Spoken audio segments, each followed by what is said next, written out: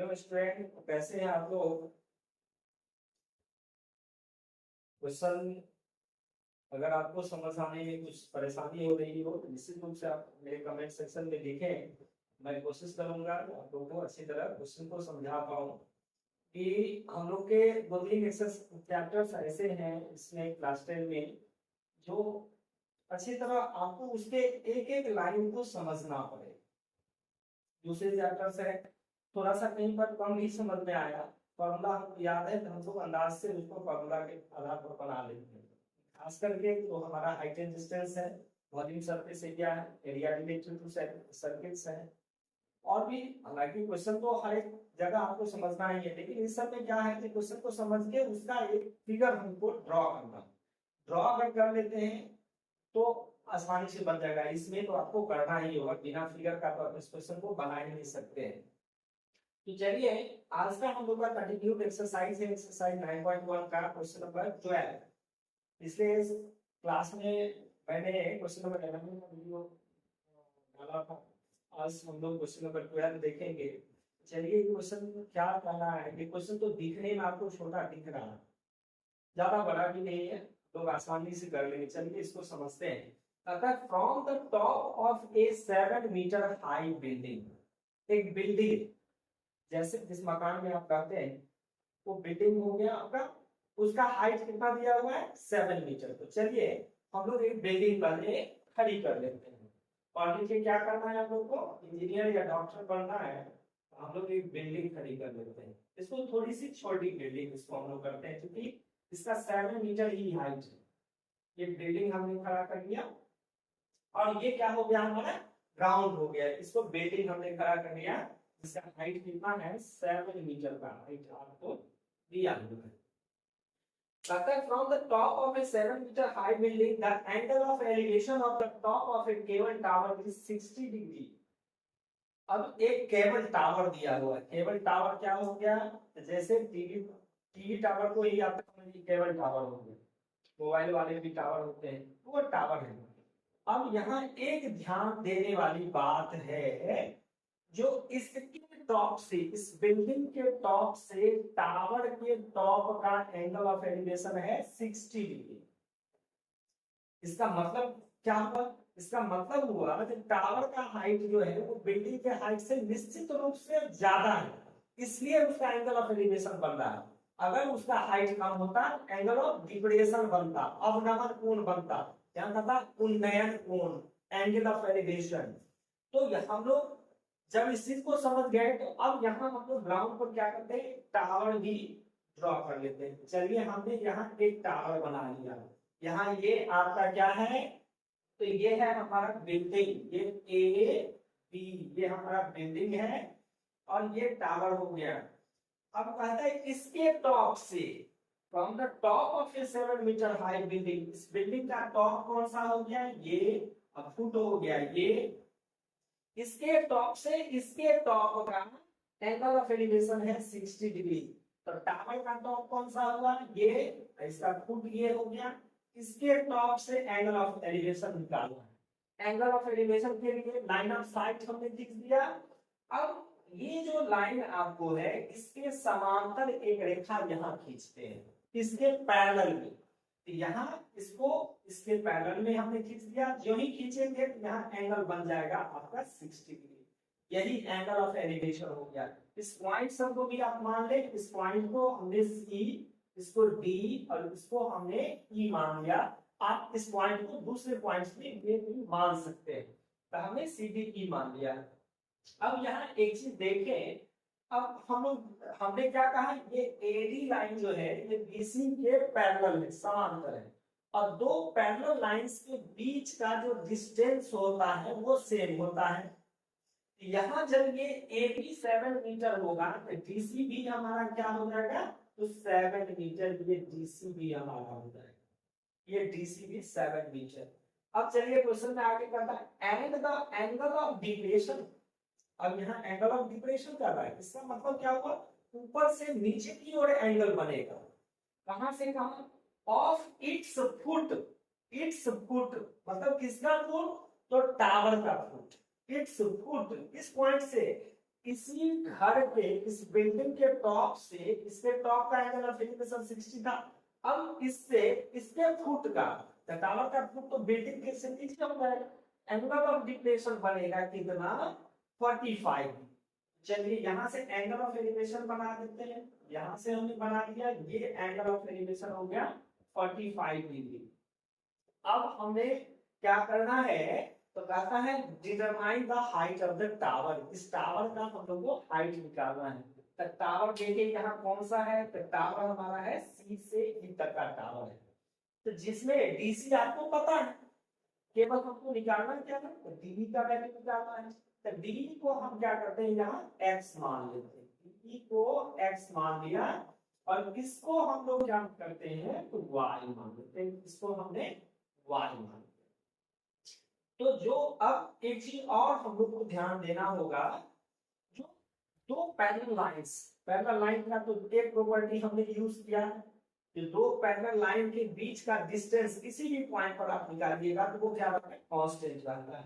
ये 7 था, ये 7। एक और प्रॉपर्टी यूज करेंगे, यहाँ देखिए दो पैरेलल लाइंस हैं और ये इसका ट्रांसवर्सल है, क्लियर देखा। तो यहाँ जो ये एंगल बन रहे हैं, ये एंगल और ये एंगल, ये क्या कहलाते हैं, हिंदी में कहते हैं एकांतर, अंग्रेजी में कहते हैं अल्टरनेट एंगल। ये अल्टरनेट एंगल या एकांतर कोण क्या होते हैं, बराबर होते हैं। तो उसी तरह आप देखिए एडी और बीसी क्या है, पैरेलल है, और ये एसी इसका ट्रांसवर्सल हो गया। तो ये एंगल जब 45 है, ये भी एंगल हमारा क्या होगा 45। तो ये हमने जो एंगल ऑफ डिप्रेशन दिया था उसको इस ट्रायंगल में हमने ये ग्राउंड के साथ एंगल में हमने चेंज कर। अब हम लोग क्या करेंगे, तो दो ट्रायंगल हम लोग लेंगे, एक ट्रायंगल लेंगे ए बी सी, इस एबीसी ट्रायंगल में थीटा है 45 और ये परपेंडिकुलर पी है 7 मीटर। अब बी को हमने y माना है, p by d वाला फॉर्मूला यूज करेंगे, तो यहां से किसका वैल्यू मिलेगा, y का वैल्यू, और ये y किसके इक्वल होगा, इस BC का लेंथ और AD का लेंथ सेम हो, तो वहां से AD मिल जाएगा, तब वहां से हम लोग इस ट्रायंगल में ADE में थीटा दिया है 60, वहां से DE निकाल लेंगे। तो चलिए अब इस क्वेश्चन को हम लोग करते हैं। तो सबसे पहले जो आपने माना है उसको लिखिए, लेट यहाँ DE को हमने क्या माना है, x माना है, और BC को हमने क्या माना है, y माना है, BC को हमने y माना है। अब हम लोग क्या लेंगे, ये ट्रायंगल ABC लेंगे, यहाँ लिखेंगे इन ट्रायंगल ABC। अब ABC में क्या हो जाएगा, tan थीटा, थीटा इसमें कितना है 45, फार्मूला क्या होता है, फार्मूला हो जाता है P by B। अब इस ट्रायंगल के लिए, ट्रायंगल ABC है, इसका परपेंडिकुलर हो गया AB, ये हो गया AB, और बेस क्या हो जाएगा BC, ये BC हो गया। अब 1045 का वैल्यू याद कर लीजिए, रिमाइंड कर लीजिए, कितना होता है 1, तो 1045 का वैल्यू हमारा हो गया 1। AB कितना है 7 और ये कितना है y। अब इसको क्रॉस मल्टीप्लाई करेंगे, क्रॉस मल्टीप्लाई करेंगे तो y इक्वल्स टू कितना हो जाएगा 7 मीटर। देखिए हमारा y पता चल गया कि y का वैल्यू हमारा कितना है, तो 7 मीटर है। तो y का वैल्यू हम लोग का 7 मीटर है। ये y किस काम का, वो काम इसका क्या है वो हम लोग देखें। ये BC क्या होगा, ये BC का लेंथ और AD का लेंथ सेम होगा, क्योंकि ये दोनों तो वर्टिकली खड़े हैं, तो ये दोनों भी तो आपस में पैरेलल हो गए, तो इसके बीच का भी डिस्टेंस सेम होगा, ये BC और AD इक्वल होगा, और BC हमारा क्या है y, तो AD भी क्या हो जाएगा y। चलिए y हमने कर दिया। अब हम लोग को क्या करना है, ADE ट्रायंगल लेना है, एक 45 वाला ले लिया ट्रायंगल, अब एक 60 वाला लेना। यहाँ लिखेंगे इन ट्रायंगल ADE। अब इस ट्रायंगल में परपेंडिकुलर में tan को जो लेना है तो लीजिए, यहाँ क्या लेंगे हम लोग 10, और थीटा हमारा कितना है यहाँ 60, इज इक्वल टू फार्मूला है हमारा b। इस ट्रायंगल के लिए परपेंडिकुलर कितना है, परपेंडिकुलर है DE, और इसका बेस कितना होगा ये AB हमारा बेस हो जाएगा। अब 1060 का वैल्यू बोलिए, 1060 का वैल्यू √3, ये हो गया √3। और DE हमारा क्या है x, और AB क्या है y। अब हमको क्या करना है, क्रॉस मल्टीप्लाई कीजिए, √3 मतलब √3/1।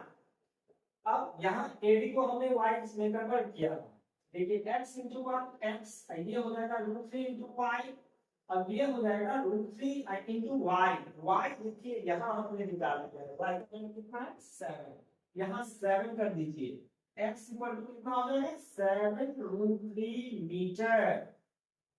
अब यहीं पर आगे कुछ बच्चे क्या करते हैं, मिस्टेक करते हैं। क्या करते हैं, उन्होंने क्या किया, फटाक से एकदम इतनी जल्दबाजी कर दी है, फटाफट उसको कर दिया, चलो भाई हाइट ऑफ द टावर निकल गया 7√3। गलत, यहीं पर आप मिस्टेक कर जाते हैं। इसलिए कहते हैं कि इस फिगर को अपने ब्रेन में सेट करके रखो। तो यहाँ ये हमारा टावर क्या है, CE है tower, not DE। Here you get the value of only DE। x किसको हमने माना है, DE को माना है, यहाँ तो केवल DE का वैल्यू निकला, बट हमारा टावर क्या है, C से लेके E तक की टावर, इसका हाइट आपको फाइंड करना है। चलिए अब यहाँ लिखेंगे हम लोग, यहाँ कर दे, यहाँ height of tower, height of tower, tower हमारा क्या है, टावर है हमारा CE, ये हमारा टावर है। अब CE का मतलब हो गया ये पूरा इतना, तो x प्लस, अब x का वैल्यू इसी काम के लिए अब यहाँ पुट करना है। x का वैल्यू हो गया हमारा 7√3 + 7। आपको बहुत जल्दबाजी है तो यहाँ भी छोड़ सकते हैं, लेकिन कोशिश करना इस दोनों में 7 कॉमन ले लीजिए। तो आप कॉमन ले लीजिए 7, इसमें बचेगा √3 और ये हो गया 1, कितना meter. The height of the tower, now we get the height of the tower. इस टावर का हाइट हम लोगों ने निकाल लिया, इस टावर का हाइट क्या था। तो देखिए क्वेश्चन ये छोटा ही क्वेश्चन था, लेकिन दो चीजें थी। इससे पहले जो भी क्वेश्चन थे केवल एंगल ऑफ एलिवेशन पर क्वेश्चन था, लेकिन इस क्वेश्चन में क्या है, एंगल ऑफ एलिवेशन भी है, एंगल ऑफ डिप्रेशन भी। इसलिए फिर से मैं इसको रिपीट कर देता हूं, एंगल ऑफ एलिवेशन क्या है, एंगल ऑफ डिप्रेशन। जब भी आप देखेंगे क्वेश्चन में, जो आपको एंगल ऑफ एलिवेशन कहेगा, नीचे से ऊपर की ओर आपको एंगल बनाना है, नीचे में। जब एंगल ऑफ डिप्रेशन कहेगा तो ऊपर से नीचे की ओर बनेगा। यहाँ एक पैरेलल लाइन खींच दीजिए, यहाँ से नीचे की ओर एंगल बनेगा। एंगल ऑफ एलिवेशन तब बनता है जब ऑब्जर्वर का हाइट कम होगा और ऑब्जेक्ट का हाइट ज्यादा होगा। एंगल ऑफ डिप्रेशन तब बनेगा ऑब्जर्वर का हाइट ज्यादा होगा और ऑब्जेक्ट का हाइट कम होगा। तो चलिए बच्चों, आज ये हम समझ के चले, आप लोगों ने इस क्वेश्चन को बहुत अच्छी तरह समझा है। मैं आप लोगों से यही रिक्वेस्ट करूंगा कि किसी भी खास करके इस एक्सरसाइज के क्वेश्चन में इस क्वेश्चन को करें तो बैक टू बैक 2 बार इस क्वेश्चन को जरूर आप बनाइए। आप एक बार बनाइए, फिर से दोबारा उसको तुरंत के तुरंत रिपीट। मैं गारंटी लेता हूं अगर आप ऐसा करेंगे, बैक टू बैक रिपीट करना, ऐसा नहीं आज हमने एक बार बनाया कल आप दूसरी बार बना लेंगे, नहीं, तुरंत के तुरंत बैक टू बैक बनाइए। अभी बनाइए फिर तुरंत उसको रिपीट कीजिए, तो उससे क्या होगा, वो ड्यूरेशन लॉन्ग ड्यूरेशन तक आपके मेमोरी में वो फिट अप